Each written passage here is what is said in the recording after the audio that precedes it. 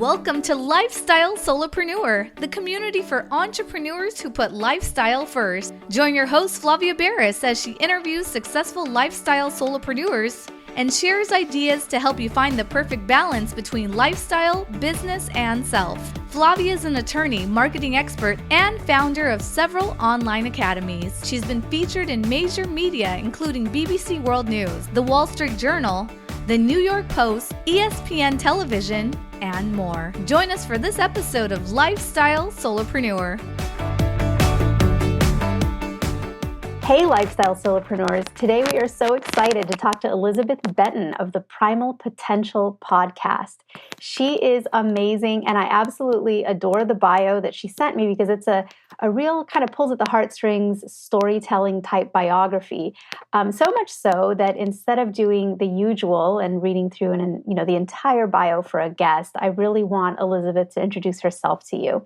But I will say a few things. She lives in Mashpee, Massachusetts, in a tiny home that she had custom built to satisfy her minimalistic desires. And she does have her undergraduate degree in human nutrition from UNC Greensboro. She also attended Catholic University, Boston College, and East Carolina University. Very, very educated, this Elizabeth. So let's get started, Elizabeth. Thank you so much for joining us today. Thank you so much for having me. So I was serious when I said I would love to just have you sort of go into your bio. I will tell you the first line of your bio for the guests to hear, and then you can kind of take it from there. But it says, if you had asked me to write a bio in 2010, it would have been painful to read. I'm the fat girl. I'm an emotional eater. More importantly, I'm a fraud. Okay, that right there is like the beginning of a book where everyone just wants to keep reading to find out what happens to this character, but it's not a character. It's a real person. It's you. So kind of lay the groundwork for us. Why would you start your introduction that way, and where did you go from there?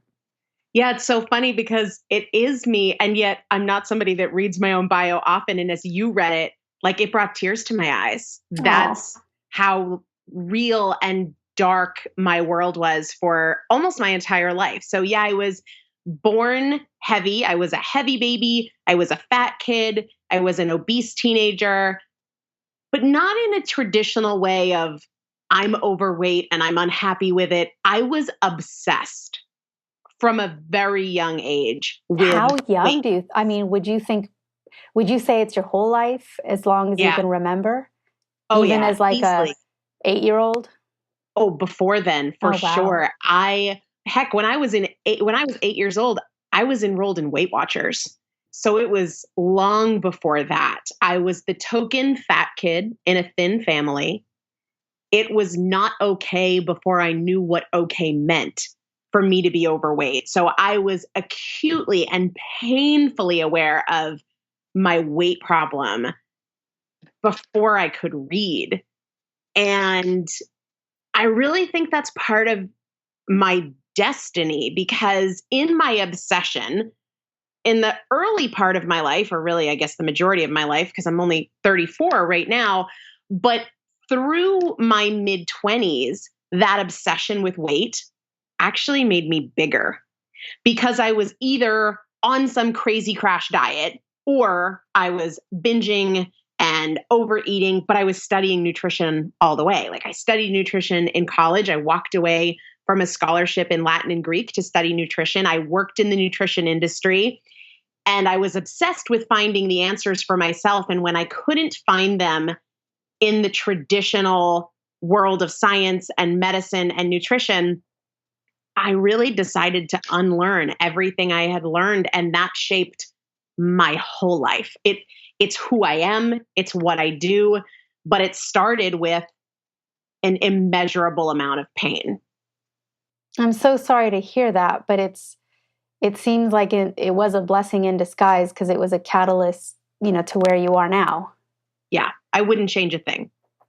So you left your scholarship, you were studying Latin and Greek, and decided to just completely shift and study nutrition. Yeah.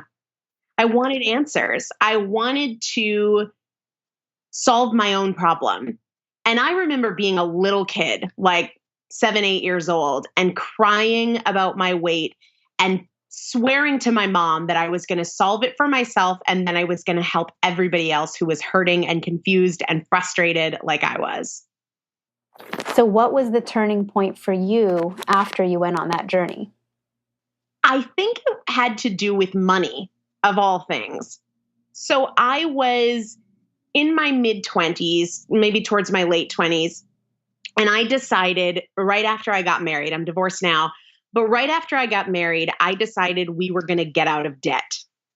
And we didn't have a ton of debt, but we both had a fair amount of student loans and we had car loans. And so, we had over $100,000 in debt, but we were doing okay. And I decided we were going to buckle down and pay down the debt. My husband at the time was not very excited about that decision. He wanted to have fun and travel and do these things. And I kind of took charge and said, we'll have fun and we'll do those things, but right now we're getting out of debt. That's tough. That's a tough dichotomy in a marriage when someone's like, yeah.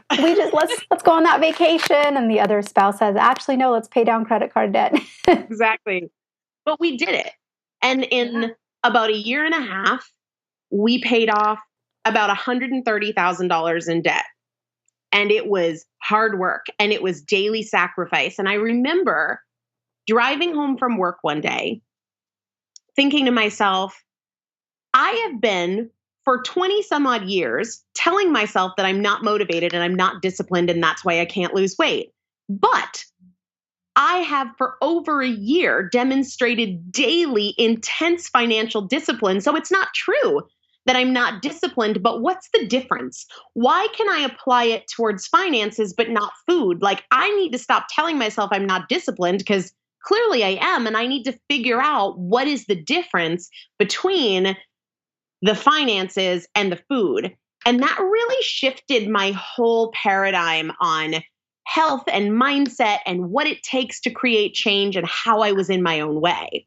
So what did you find was that shift you had to make to apply the discipline that you were so clearly applying in other areas in your life and successfully applying, and shift to apply that discipline to the area of, and I don't know, was it diet? Was it exercise? Was it a combination? Oh, it was totally nutrition. Yeah, it was 100% nutrition.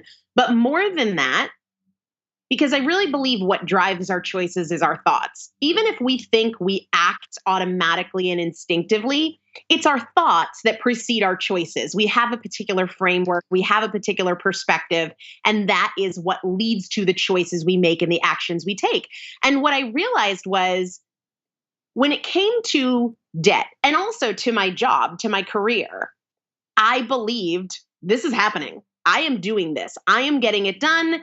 I know that there's no month that's going to be perfectly on budget, but no excuses, no exceptions. We will press on. When it came to my health and my body, my thoughts were very different. It was, I'm just the fat girl. I'm really great at losing weight, but terrible at keeping it off. I'm an emotional eater. And if I had had that approach with finances and said, well, I'm just a spender and yeah, I can be okay for a day, but come a sale, I'm going to spend all my money, then I wouldn't have gotten out of debt. And so I realized that I had to step into, hey, look, I can do this for one day. I can make great choices for one day. And sure, there's a lot of nutrition misinformation, which is part of what drives my passion now.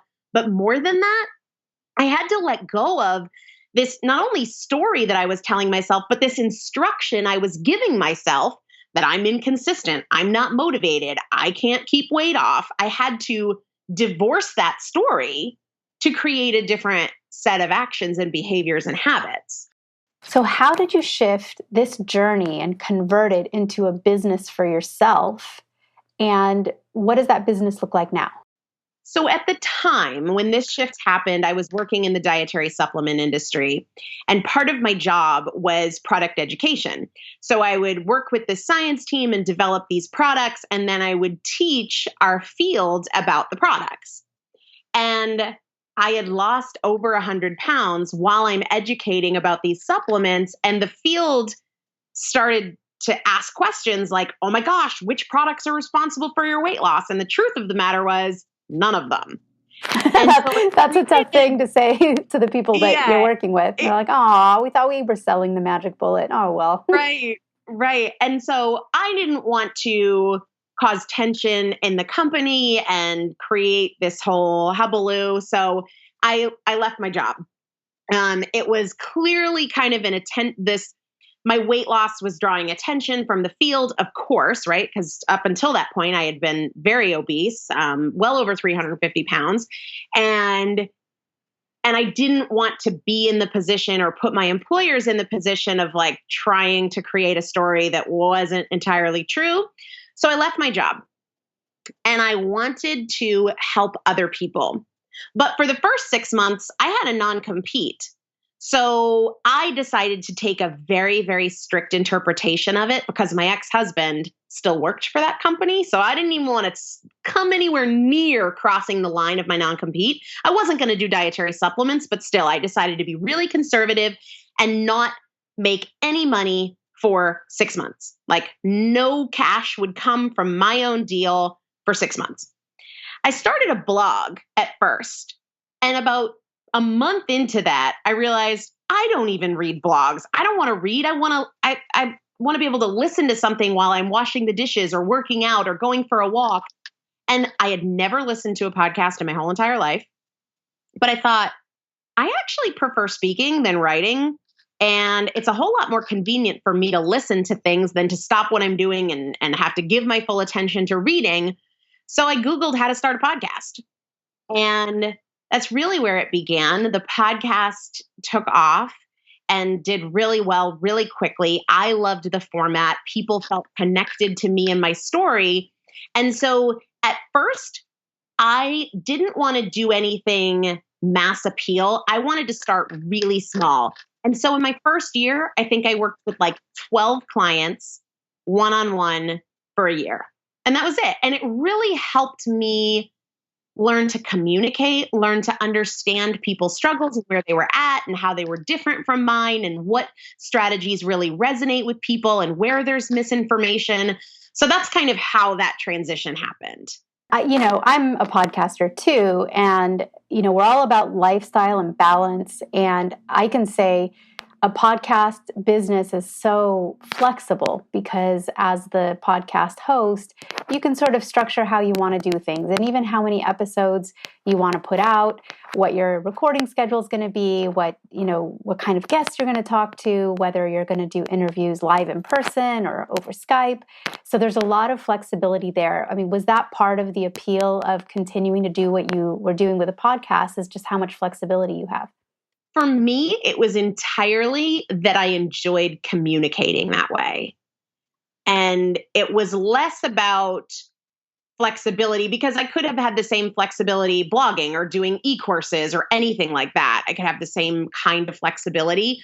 So for me, it was, how do I best express my message? And also, how do I feel people are best connecting with me? And there's something about the heart and the personality that you can get from somebody when they're talking to you that you can't get when you're reading what they're writing. Oh, that's so true. Absolutely. And it goes one step beyond into video. Have you done any sort of video as well, or courses where you film tutorials or anything on YouTube? Or are you sticking primarily to just an audio podcast for now?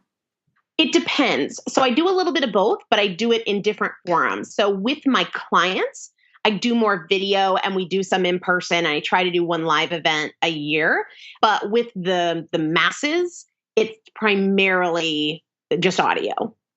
And so for your live event, let's say, what's the focus? When people come to your live event, what do they get out of it? What are they there to do? What's the end goal for them? They're there to get out of their own way and level up, live a better life. And that looks different for everybody. I think for many people, the initial draw to my community and to Primal Potential is nutrition or hormone balance or weight loss. But it's so much more than that. It's really about creating change and not struggling, because whether it's weight loss or it's finances or it's a new career or it's negative self-talk, what I have found for most people is that the struggle never ends. They have periods of progress and like legit effort, and then they regress a little bit, and then they fight for it again. And so they're in this constant back and forth of trying and then not really trying. And then, all right, I'm back to it. But they never get through or over or beyond the struggle. And so when I get people together in a room, we are looking not for strategies to make some progress, but for shifts and transformations to break through and get beyond it. Doesn't mean we're beyond our struggles, but we're not continuing to fight with the same ones for decades. Right. So you're someone who has taken your expertise, very specialized expertise and life experience, and you mentor and you coach others. Now, what is the path to monetization of that type of skill? Because this is the area that you're an expert in, but we also have listeners who are experts in so many different areas, somewhat sailing or, whatever it is. And they're looking to monetize and to shift away from corporate America and to find a way to take what they teach or what they do for people and monetize it. So what advice would you give someone who's an expert who wants to do the same thing? There are a million ways to monetize. My biggest piece of advice is don't chase the income, chase the impact. So for me, what that means, I think chasing the income would mean having supplement sponsors on my show. And I get those emails every week and I turn them all down because it dilutes my impact to have my podcast platform be pushing. Right? So really know that it is a trade-off, that you have to be responsible in how you monetize. And for me, I never want to do anything that is going to interfere with the relationship I'm building, the trust that I'm building with my clients. So I have some hard lines. I'm not going to push powders and supplements. Do I think they're bad? No. But do I think they're necessary? No. So I have a line there. I could make a ton of money that way, but the impact, when I prioritize the impact over the income, I know that I have a bigger win. Might be less immediate monetization, but more sustainable longer term growth.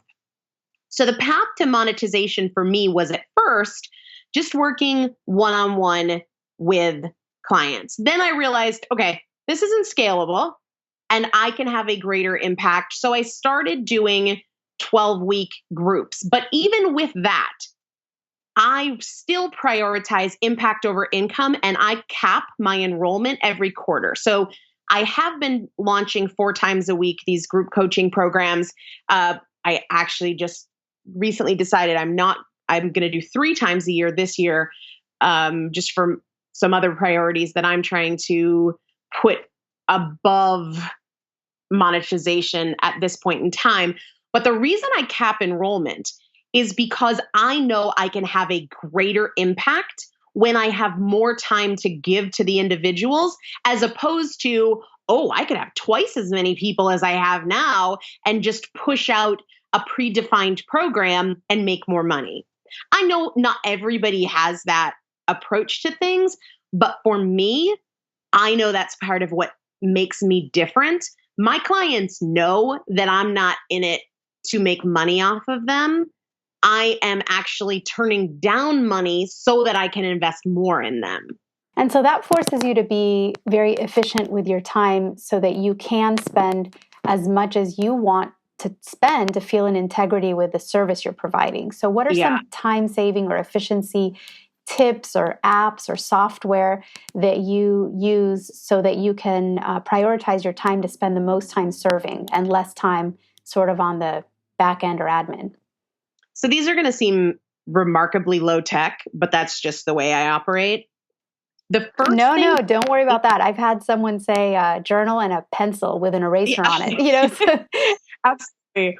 The first thing for me is really knowing myself and knowing when I operate best. For me, that's early in the morning.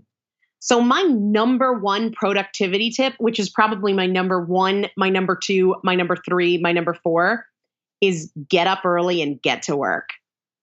I 7 days a week am up between 4:30 and 5:30, and I get more done between 4:30 a.m. and 10 a.m. than I get done between 10 a.m. and 6 p.m. Like, that is my time, and that is my number one tool for being productive. And that's not, some people, they're better in the afternoon. So create your day around optimizing the time that you are most effective. Nothing else goes in my morning time. I don't take client calls. I don't have personal appointments. I don't answer my phone. Like, that is my grind time, no matter what. Great tip. And, it's important too. It's not mornings for everyone, like you mentioned. Yeah. Some people are night owls and they do really well. I think it's great when somebody's productive time sort of aligns with the time when other people are not at work, So for the night owls, you have a benefit because you don't have the phone's not going to ring. People don't want to call you at 11 p.m., right? Right. And then for the morning folks, like when you're up at 4:30, I doubt you're getting phone calls at 5 a.m. from folks that just want to chat. And honestly, my phone is on airplane mode, so nobody could get me then anyway, which is by design. That is, I don't schedule dentist appointments in the morning. I won't meet my mom for coffee in the morning. That is my sacred work time because I know that things are going to come up in the rest of the day. And I know that I've done my most important things first. That is a religion for me. Such great tips. So what was it that made your business have that moment of challenge? I mean, did you have any moments where you were either worried or scared or just felt maybe overly challenged? Tell us about that and how you got through that. Because I think that's something that's a common story for all entrepreneurs. Honestly, I think every week brings a moment of fear or nervousness or uncertainty. And a big part for me of being a business owner is expecting those things and staying calm through them because there's always second guessing and there's always ups and downs, always. And if they throw you off course or you let them rattle you, I think you just won't have peace as a business owner. Specifically, I decided that 2018 was going to be the year I write my book. And it was all fun and games in December when I started writing. I was on a cruise ship. I had a ton of downtime. I was writing every day. And I thought, I'm just cranking through this. And then I got back to my normal life and had so much less time to write. And I started to panic. How am I going to make time for yet another thing? And I knew that the right answer was to not take new clients over the summer. But that also means basically saying no to a quarter of my annual income. And while I knew in my gut that that was the right thing, it's terrifying. And the need to resist the scarcity mindset, I would say, is my biggest challenge.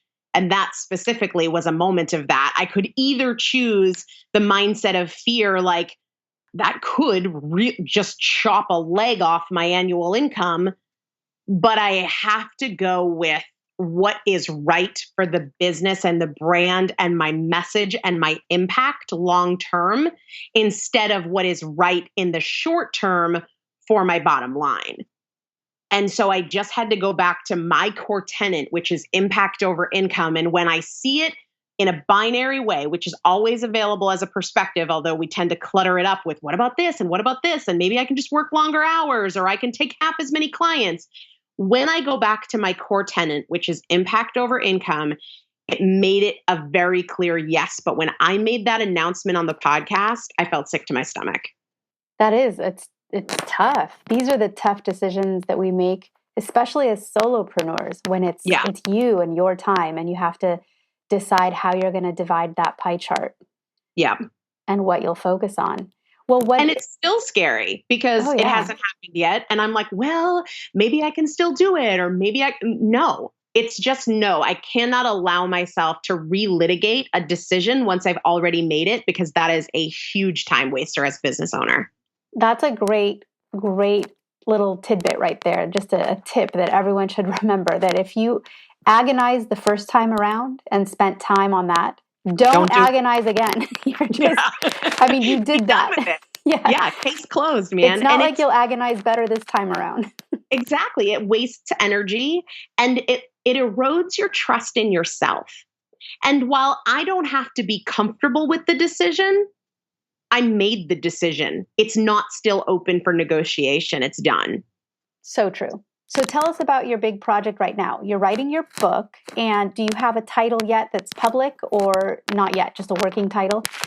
I don't even really have a working title. It depends on the time of day you ask me. But yeah, I decided that I needed to get my book out there. And as much as it would have been easy to write a book about nutrition and how we've all gotten it wrong and how there's so much misinformation that's intended to keep us hungry and make us buy more food, which makes sense for the businesses out there that, sell diet books and sell food products and diet programs, that would have been the easy book to write. And it's not the book I'm writing. My big project right now is really looking at how we can get out of our own way. And just like I mentioned in terms of my own life and not relitigating a decision, not wrestling with the same desire to change in just a different way with a different intensity every day for 20 years. This book that is such a labor of love is on finally creating change and being able to put the change behind you and move on to something else. Outstanding. Cannot wait for that to get out there. Do you think by the end of this year, what's your publication target date? Yeah, I'm hoping that it's going to be early 2019. Sounds amazing. And I'm sure everyone will tune in. So how do people get on your list so they can hear announcements about the book, so they can tune into your podcast? Give us all the ways to contact you and to stay in tune with what you're working on. Absolutely. So I am the only person that reads my emails, and I respond to every email that comes into my inbox. So you can go to primalpotential.com. My podcasts are there, my blogs are there, but you can also email me, Elizabeth at primalpotential.com. The podcast, Primal Potential, is on iTunes or Apple Podcasts and Spotify, Stitcher, iHeartRadio, all of that good stuff. But yeah, going to primalpotential.com is the easiest way to get on the email list. That sounds fantastic. So everyone tune in to Primal Potential. Go to the .com, but also the podcast, and be in touch with Elizabeth, especially if you have your own struggles with nutrition and lifestyle and you're looking for inspiration, because Elizabeth, you are inspirational. You have come so far from the 8-year-old and Weight Watchers crying, and it's just amazing to hear your story. So thank you for sharing it with us today. Thank you for having me. Hey everyone, thank you so much for joining us, and I hope you enjoyed the show. Don't forget to subscribe to this podcast, and if you leave a review on iTunes, I promise I will read every single review. If you know someone who makes a full-time living from part-time work, and maybe this is you, please visit lifestylesolopreneur.com to nominate a guest or to nominate yourself. Because remember this, money doesn't buy happiness. But money in the hands of a happy person, there is no greater tool. Today's episode was brought to you by the Get Shift Done program. It's a lifestyle-changing online class to help you define your business and lifestyle ambitions, and to set goals in a way you've never experienced before. This class will 10x your daily productivity with methods that will blow your mind. And if you use a coupon code podcast, the class tuition is 99% off. Visit GetShiftDone.com to enroll today.